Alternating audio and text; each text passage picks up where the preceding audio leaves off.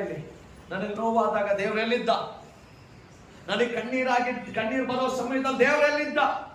ಜನಗಳು ನನ್ನನ್ನು ಹೊಡೆಯುವಾಗ ದೇವರೆಲ್ಲಿದ್ದ? ಜನಗಳು ನನ್ನನ್ನು ಅವಮಾನ ಮಾಡುವಾಗ ದೇವರೆಲ್ಲಿದ್ದ? ದೇವರು ನಿನ್ನ ಸಂಗಡ ಇದ್ದ. ಜನ ನಿನ್ನನ್ನು ಹೊಡೆದ್ರು ನೀನು ಸಾಯಲಿಲ್ಲ. ಜನ ನಿನ್ನನ್ನು ನೋಡಿ ಕತ್ತಿ ತಿವಿದ ಹಾಗೆ ಮಾತನಾಡಿದ್ರು ನೀನು ಲಯವಾಗಲಿಲ್ಲ. ದೇವರು ನಮ್ಮ ಸಂಗಡ ಇದ್ದ. ಅದನ್ನ ಪೌಲ ಚೆನ್ನಾಗಿ ಹೇಳ್ತಾ, ನನಗೆ ಪೌಲ ಹೇಳೋ ಹೇಳಿಕೆ ತುಂಬಾ ಇಷ್ಟ.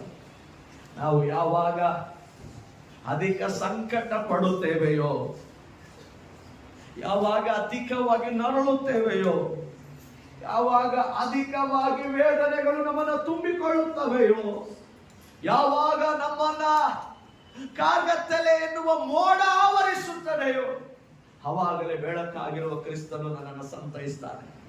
ಅವಾಗಲೇ ಬೆಳಕಾಗಿರುವ ಕ್ರಿಸ್ತನು ನನ್ನನ್ನು ಬಲಪಡಿಸ್ತಾನೆ. ಅವಾಗಲೇ ಬೆಳಕಾಗಿರುವ ಕ್ರಿಸ್ತನು ನನ್ನನ್ನು ಪುನಃ ಮೇಲೆ ಕೆತ್ತುತ್ತಾನೆ. Hallelujah, hallelujah, hallelujah. ಕರ್ತನು ನಿನ್ನ ಸಂಗಡ ಇದ್ದಾನೆ. ಎಲ್ಲಿ? ನಿನ್ನ ವೇದನೆಯಲ್ಲಿ ಕರ್ತನು ನಿನ್ನ ಸಂಗಡ ಇದ್ದಾನೆ.